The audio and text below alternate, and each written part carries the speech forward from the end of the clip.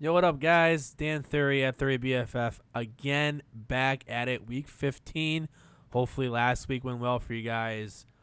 You won your you won your first playoff game this season, or you're getting ready. You're getting ramped up for the playoffs to start this season. I have two leagues. I have one league that starts this week. I had another league that had a bye week. Otherwise, both my dynasty teams kind of went into the tanking aspect, or it just missed out playoffs in other leagues. Either way, we're back at it here again. Starts and sits week 15. It's Wednesday, so start and sits. Like I said, week 15 edition. A lot of stuff here. Before we get into it, though, I got a couple pieces of news. I'm gonna save the injury stuff for later in the week when we know a lot more about these injuries, and especially for Nick on Saturday when he does his ins and outs. Giants do want they want Eli Manning to come back.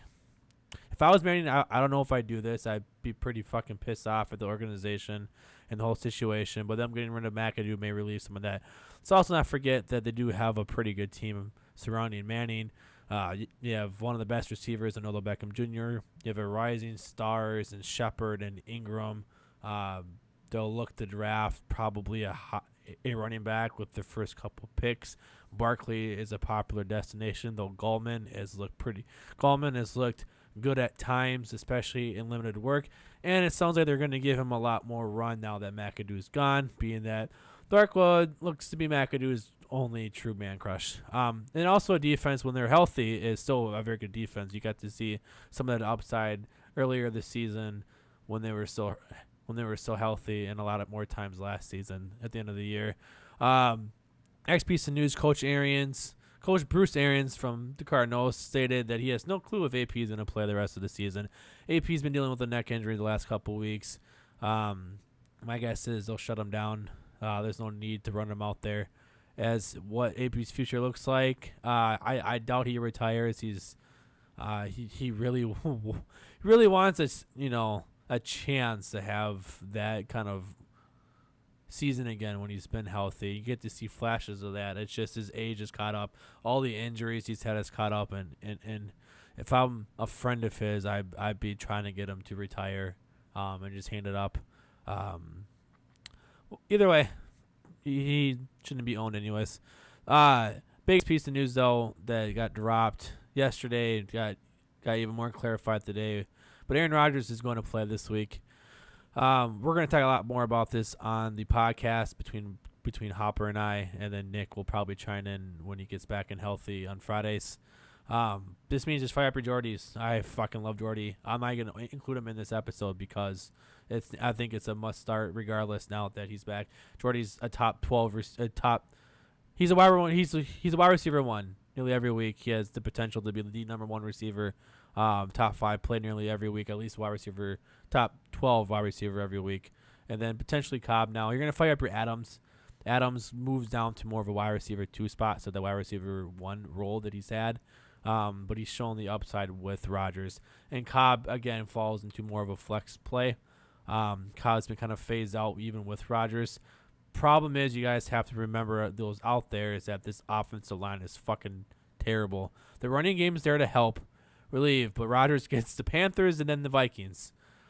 Two teams with very good pass rushes, but you got to throw them out there. So if you picked up Rodgers, you're playing them. If someone dropped Jordy, or if you held on to either of these guys, they're playing both of them. And those that have owned Adams, like I said, I wouldn't worry too much. Maybe don't expect massive games like you've seen with Hundley with them the last few weeks. Maybe more so back to what he's been doing earlier this season. So let's get to the starts here. Quick note, because of some sickness issues with Nick, Hopper and I are doing the show tonight by ourselves, and we're going to extend our starts and sits. So a lot of the guys you're going to hear from this episode are going to be on the start and sits, but you also get to hear Hopper's intake on them, and then the other stuff that he puts out there, my take on that. So like we've been doing normally, my start of the week is actually Alex Collins. He's been the hottest name in fantasy right now. One of the hottest names and just hottest flex names for sure. He scored 5 touchdowns in his last 4 games. If it wasn't for Buck Allen, on Sunday night he would have had probably a couple more. And this was against a really good Pittsburgh run defense, at least what's been a decent Pittsburgh run defense. And now he gets the Browns, who seem to flip flop back and forth on what they're good at against on defense, either running backs or receivers. Right now, it's been receivers more so than running backs, but like I said, it tends to flip. And the Ravens have really established themselves as we're going to focus on running and on defense, and then hopefully Flacco doesn't fuck us. I'm so pissed off about that game. But either way, Collins is the guy. He is been fantastic since his role. He's had over 14 points in PPR leagues since these last 4 games since their bye week. He's had over 2 receptions since then too. This is even with Danny Woodhead back and healthy. Collins, fire him up. He's one of my RB1s this week. Another RB1 that I have this week is Jay Ajayi. I feel really bad for Eagles owners, or not owners, fans right now, especially their owners too, I guess. And then obviously Wentz owners. I'm a big Wentz fan. I love seeing these Division II school or quarterbacks kind of blossom and blow up. Wentz has been amazing. Thankfully for Eagles fans, Nick Foles steps in, who's shown his upside. But getting back to Ajayi, I think the Eagles are going to lean a lot heavier on their running game, kind of like what the Ravens have been doing, what the Vikings have done in the past, is that lean on their defense and run the football. Protect your quarterback in terms of not letting them lose you the game more so than just maintaining it and not creating turnovers.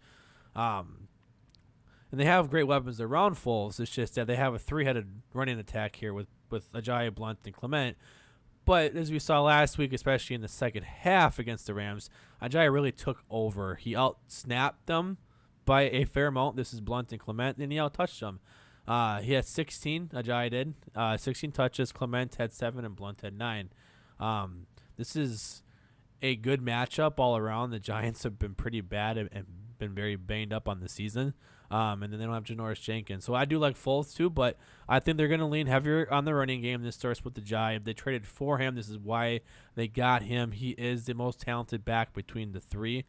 Blunt and Clement, especially Blunt more so than Clement, is it's a very one-dimensional type of running back. Run up the gut, that's what he does. Not the best pass catcher, but he can do it. Not the best pass blocker, but he can do it. And then Clement has his role, your change of pace, and your for sure pass blocking. You need to protect that downs. I don't see the Eagles taking Ajayi off more. I really think that either Blunt or Clement are going to get worked out of this offense. If my money's on Blunt here, it's still a good matchup. So I like Blunt too here because I think they could still focus on him. At least give them the touches if they decide to go this route, which I think they will. Ajayi, though, I think is going to get the majority here. And because of this great matchup and because of maybe them switching their focus to run heavy and then play defense, Ajayi could be the benefit of that. I wouldn't be shocked if he got over 20 touches this week. Not to mention, the Giants are the 4th worst defense against running backs this season, and they have also given up over 4 yards per carry at 4.3. Moving on. Oh, I skipped quarterback. Sorry about that. Start of the week was Collins, so I just jumped to running backs. We'll go to quarterbacks. Hopper's forever man crush, Mr. Jesus, Blake Bortles himself, is one of my starts. I love Bortles this week. Bortles has been tearing it up, though. And he just did it against a really good Seattle defense. Texans are the 4th worst team against quarterbacks this season, giving up 18.7 points per game to the position. And it's been trending upwards, but Bortles is hot as it comes. He's averaging over 20 points per game himself over his last 3 games. The emergence of Dede Westbrook, who I'll get to a little bit later, is hot. Marquise Lee's been consistent. They don't give a fuck about Allen Hurns. Keelan Cole's been hot. Lewis has done his thing a little bit, and then obviously Fournette really helps. Bortles has found himself in a very comfortable position.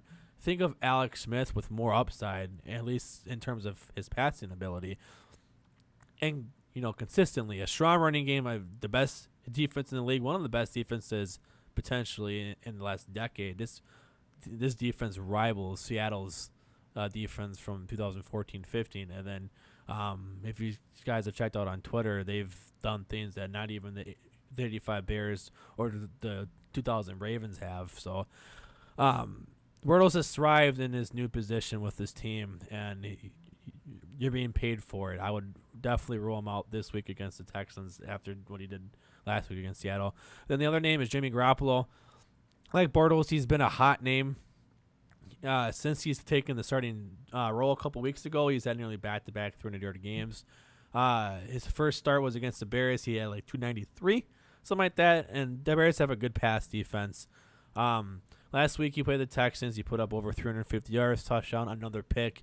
But he's doing this with guys named Goodwin and Trent Taylor and, Garrett Selleck, not household names. But this isn't, I'm in a 12-team league, I need a guy. This is kind of a deeper-ish type of play. Maybe you lost Wentz. Maybe you weren't able to get Foles on the waiver wire. Maybe you're looking at, guys like Mariota, on your team that you invested on. Derek Carr, guys who haven't been getting it going that you've invested some draft capital in, and you want to pick up a guy you can stream now in the playoffs. Garoppolo's got a good matchup against Tennessee. They have been middle of the road, but they're trending downwards. I think the whole team, just as we've said on the show, I don't know how they keep winning games. They're doing just enough, I guess. But San Francisco's team is on a rise, and Garoppolo gets a great matchup this week. Now moving on to the receivers. Devin Funchess, he's really taken this wide receiver one role in stride with Benjamin being traded. He's been double digits over his last 5 games in PPR leagues, and he just put up a great stat line against one of the best corners in the league in Xavier Rhodes. Now he gets a great matchup against the Packers. House and the whole house or ran over the fuck against Gordon Thien, whatever. Funches, this game in itself could be a high-scoring game. The Packers get Aaron Rodgers back. They're going to want to make a statement. They need to win out to probably make the playoffs, and they'll need help to get there. The Panthers have a great run defense. If you can contain their pass rush, you can throw on them. The Packers have a terrible offensive line, terrible middle of the road, not great. It's their pass rush. I fear for Rodgers again, even though I'm a Vikings fan, and I don't really care. Either way, though, I think this is going to be a high-scoring game. I think there's going to be a lot of throwing and potential upside for Cam and Funches here. Throw him out there with all the confidence in the world. I think I have him as a wide receiver one this week. Also go Panthers because fuck the Packers. Sorry, guys, from Loadbox. Next is the guy I mentioned earlier, D.D. Westbrook. He's been a show favorite. He's been one of my favorites since I've been watching his tape. Since he's been back from injury and Hearns got hurt himself, he's taken his new role in stride. Every single week he's been the wide receiver 2 on this team, which is basically since Hearns has been hurt. His yardage has gone up. His points have pretty much gone up. Scored his first touchdown last week against a very good Seattle team. And he's got 8+ targets in his last 3 games. I already talked my shit about the Texans, but I wouldn't be surprised if Westbrook isn't the highest scoring receiver for Jacksonville this week. He's also a very high dynasty name I would be looking to target. More on that as the season ends and we start getting into more of our dynasty conversations and shit in the offseason. But for this week, if you need a flex play and you need kind of a higher-ish floor and a potentially high ceiling, Westbrook is not a bad flex option in even 12-team leagues. Moving on to tight ends, Jack Doyle. Even though Jack Doyle did score last week, I would throw that game out. It's a fucking blizzard-like conditions. There's no throwing. He had 4 targets. He had 2 catches for 4 yards. That touchdown saved his day. I was pretty happy. I'm always happy when he catches the ball. But now he gets the Broncos. The Broncos have been trending upwards against tight ends, but they've still allowed the 3rd most points in the league to the position. And they've also given up 8 touchdowns. Doyle is Brissett's favorite target. It's not T.Y., it's not Moncrief, it's not Dorsett or whatever the slew of backups they have there. It's Jack Doyle. Broncos, to my knowledge, still have a very good secondary, and they're going to contain this. They're going to contain these receivers. They also have a good pass rush, and we've seen how bad Indy's offensive line is. They're completely banged up as well. Brissett will be running for his life, and he's going to be looking for short, quick throws. That's where T.Y. does do some of his work. But Jack Doyle, this is my guy. I think Doyle gets back to his 6 to 8 receptions on 8 to 10 targets type of way. Probably looking between 50 and 70 yards, and there's a good chance he gets a touchdown because they've given up the third most. Or they've given up, I think, tied for second most. Then Jared Cook, the next one. He had a minor breakout earlier this season in a nice 3-game stretch. Then he went quiet. And then with the whole Cooper news and Cooper things happening, Cook's kind of been coming alive again. That first game since they missed Cooper, he dudded. Last week he plays Kansas City, should have been a dud. It was a tough matchup. Kansas City's been great against tight ends, and he put up 5 for 1. He put up 5 for 75 in a score. Now he gets Dallas, who's been terrible against the position this entire season. So I think Cook is a great streaming option this week. He's probably still owned after last week's blow-up game. I'm assuming he got picked up, and hopefully he got him. If he's still there, I go and get him if you need tight end. Excuse me. Lunch is getting to me, so sorry about that. Moving on to my sits here. I gotta get this wrapped up and going before we start recording. Alex Smith is a sit. Look, he's been okay. And then nice little game against the Jets. Dudded last week, regardless of what if you guys watched the game, Kelsey missed a couple of chances, but he still dudded last week, and this is against a pretty beatable Jets pass defense. Now we get the Chargers. Chargers have been the best team against quarterbacks the last 4 weeks. They've been one of the best secondaries in football all season, and they're trending upwards. Chargers are going to win this division. It's going to happen. Their offense is coming alive. They have one of the best pass defenses. They have one of the best pass rushers, and not the best dual pass rushers in Bosa and Ingram. And Smith is just Smith. Sit him. At best, he's a mid-high stream option in good matchups, and this week he gets the worst of the worst for matchups here.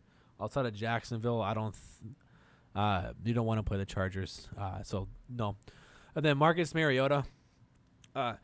He's had plus matchups like for fucking ever, and he still sucks.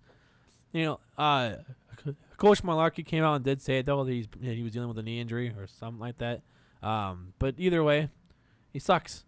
And on paper, this is another great matchup against San Francisco. They've been trending upwards against running backs and receivers, but they're still middling against quarterbacks, giving up running yards and things like that.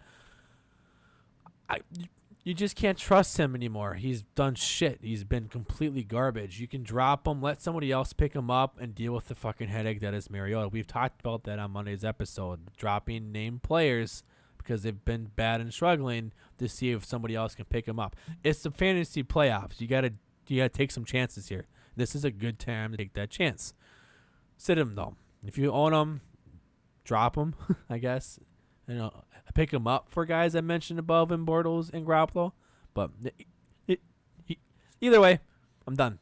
Moving on to running backs, Joe Mixon or Gio Bernard, whichever one whatever. Mixon's been dealing with a couple of things right now. He's still in concussion protocol, and now he gets the Vikings. He's trending. He's trending to play, though he hasn't practiced this week, and he's still in concussion protocol, so I don't know how much that is. That's why I added Gio into here.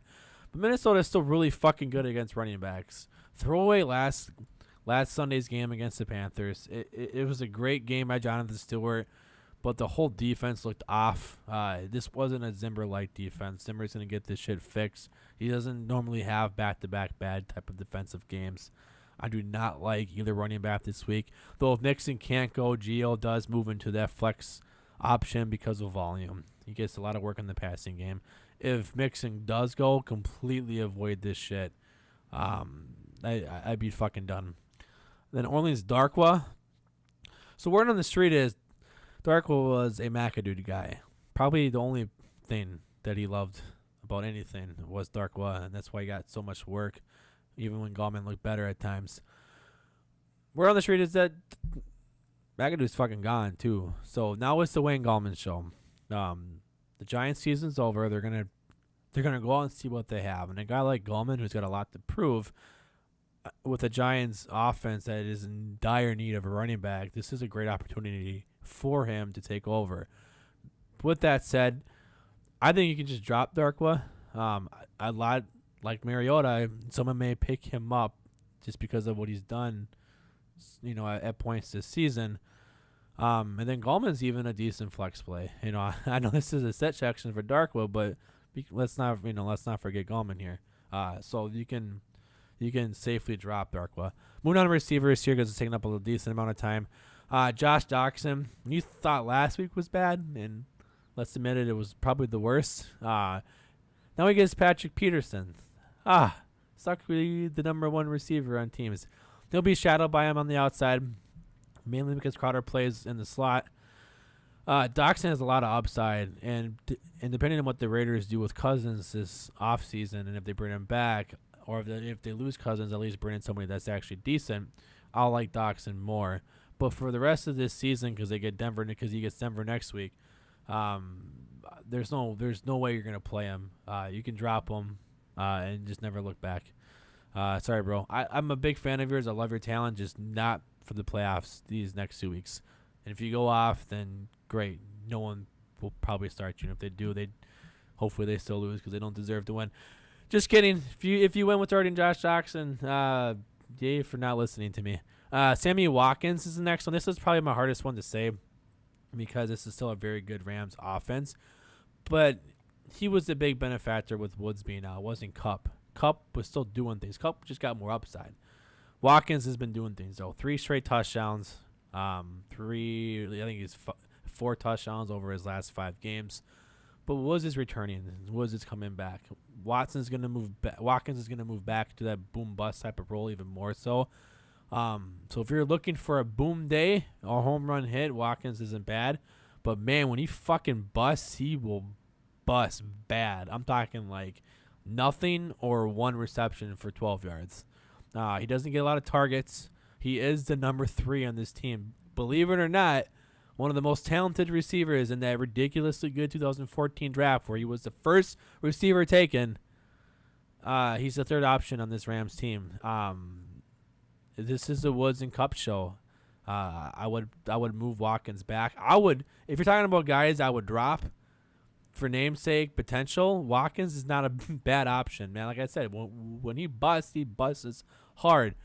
If your owner picks him up and he booms against you, you're going to feel like shit. But when your owner picks him up and he puts him in his flex play and he gets 1 reception for 6 yards, you're going to feel pretty fucking smart. I would avoid this. When it comes to the playoffs, it's very tough to want to trust your boom receivers. I think they play at 3 o'clock, though. I'm trying to remember if they do or not. I think they do play at 3 o'clock.